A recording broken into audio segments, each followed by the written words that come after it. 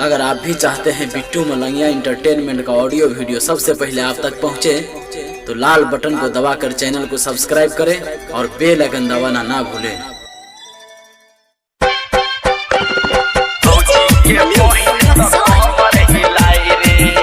Presented by Bittu Malangia Entertainment।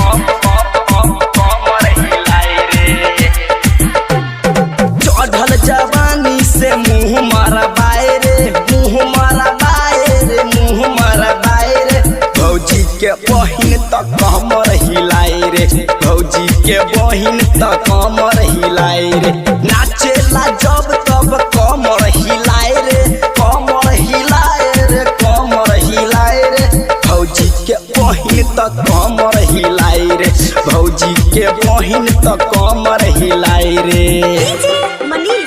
भौजी के बहिन तक कमर हिलाई रे।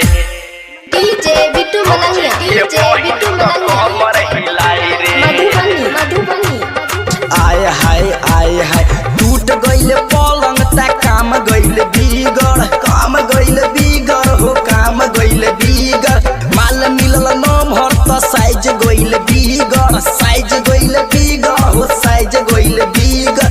टूट गइल पलंग ता काम गइल बिगड़, माल मिलल नम्हर त साइज गइल बिगड़।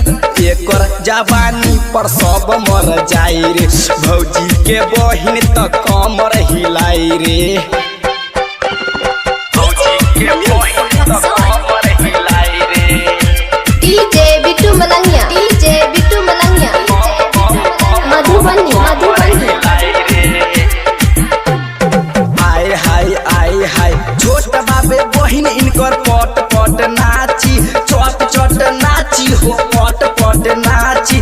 राइटर मोनिस जे चट चट चाटी, चट चट चाटी हो, पट पट चाटी। छोट बाबे बहिन इनकर पट पट नाची, राइटर मोनिस जे चट चट चाटी।